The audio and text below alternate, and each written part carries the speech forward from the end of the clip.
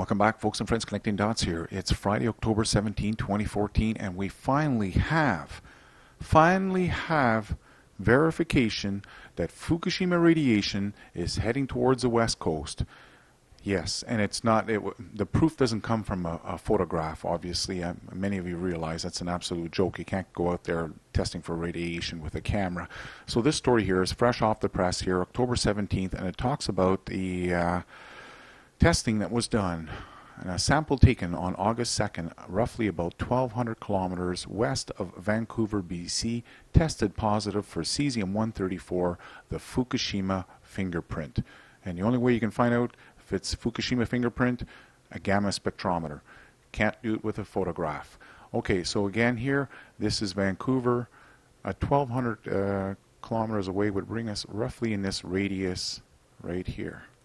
As you can see down below here, 500 kilometers, what the distance is. So 1,200 from Vancouver, somewhere there. They won't give us the exact location, which is sad, folks. And I think this is what many of you realize, is that we need independent researchers here. And I've mentioned in the past how Woods Hole Institute here, Ken Buessler and company, have been testing the off the coast here of Vancouver Island and whatnot for Fukushima radiation since 2011. That's right, for free. But recently they've been boosting this, and with the help of the Canadian government, I must add, Health Canada has been helping them boost this scam here of a $600 testing of your radiation, of your water. You were supposed to send in for a kit. They'd send you a plastic bottle, and then you go walk down to the shoreline and send it back to Ken, and Ken, his buddy, would run it through the machine and let you know if there's any radiation in it.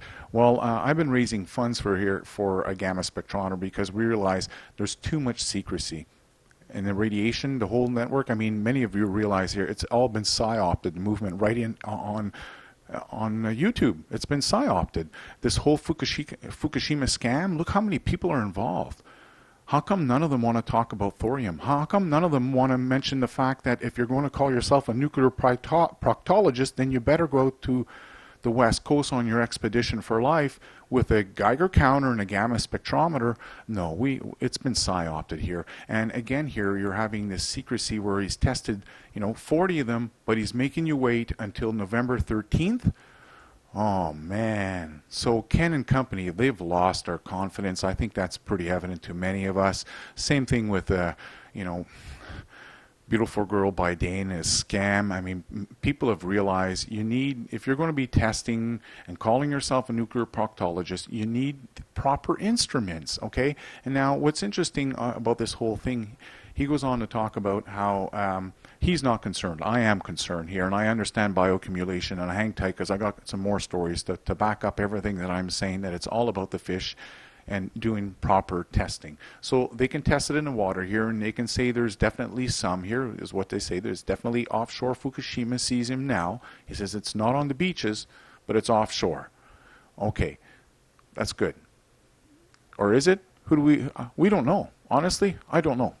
The fact that they're willing to hide things, and they got 40 offshore test results, which I'm assuming here that these 40 are all tested positive in one point or another, because it goes on to say how there's some of these samples that are closer to shore, although he emphasizes that the radiation's at very low levels and they aren't expected to harm human health or the environment. Well, I don't know about that. I'm not sure about that. In fact, I don't like the secrecy. It's one of the things many have woken up here. It's just enough with the secrecy. We don't need to wait for November 13th. I've been doing everything live. And 1,200 kilometers, well, I mentioned here, I'm right here on the Strait of Juan de Fuca, where Geoff, Rense, beautifulgirlbydana, all these other fakes here have been telling you that the radiation's been washing in and out of the Strait of Juan de Fuca because of the tide in and out. Well, I live right there on the shore here, Vancouver Island. So I've been testing here with my $3,000 radiation, but now I need a real instrument. And I reported on this a little while back here, how the Russian scientists, back in September here, I talked about the Russians that were continuing to monitor the Fukushima radiation on the Kuril Islands. And I got another update on that. And again, I'll mention, why aren't any of these YouTubers that talk about radiation, why aren't they talking about thorium? Put them to the test. And I'm not just talking about the Fukushima scammers and Miss Milky the Clown, radchicks, and all those other scammers. Forget about, well, yeah, you go ahead and mention it to them, but they'll probably delete your comments. But go hit the bio-nerds and anti-protons and all these other people here. that don't, call themselves nuclear experts and blah, blah, blah, blah. Not a single Fukushima story. Instead we have BioNerd going into the Chernobyl exclusion zone and biting an apple off the tree and let you to believe, well, it's all okay, look at that, I never tested. Enough with this stupidity here, folks. There's a lot of people that are smart online, I realize that here, and you're starting to see through all the smoke and the bullshit. So I can't leave comments. I don't join Google+.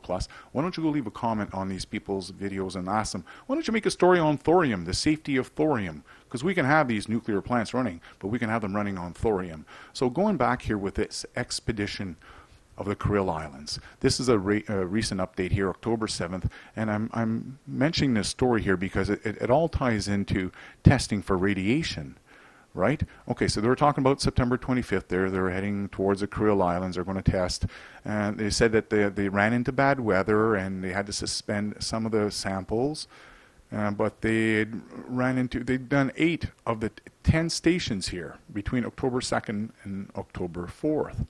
It goes on to say that the scientists' principal aim is to monitor radiation levels in the area affected by the accident at Japan's Fukushima nuclear power plant on March 2011. This is the 3rd expedition since the disaster. The first one took place right after the catastrophe, and the second a year later.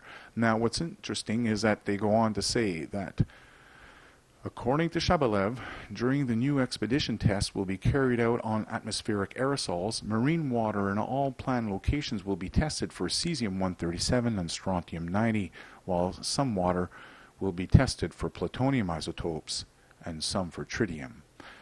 Folks, strontium-90. Do you remember I've been talking about this since, I began talking about donations for the gamma spectrometer on Fukushima Day 1205, but at Fukushima Day 1060 is when I started reporting about the strontium-90 that was starting to spike here. New levels that were being reported by TEPCO, and I also mentioned how the mock study here of a Fukushima meltdown done by the German research team had found that during one of these Fukushima-type nuclear meltdowns, that the strontium-90 would start spiking or rising around the 1,000-day mark. So at 1,060 I picked it up according to TEPCO, and then if you followed my videos, the next few videos that came after that, I kept showing, oh, look at that, strontium's getting higher.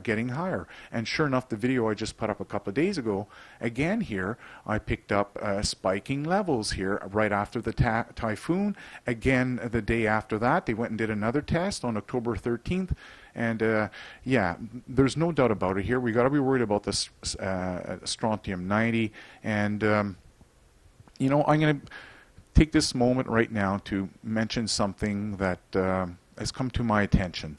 There's censorship taking place, and most recently was with this video here. Yes, it does work. It was Fukushima Day 1313, and I truly believe that part of the reason why the censorship that took place on that one, and by the way, the views were stuck at 385, and it's not until I'm like, what's going on here? The video's been out for 24 hours, and I kept refreshing, and there was no views going up. I'm like, why? Why is it stuck at 385? Doesn't make any sense.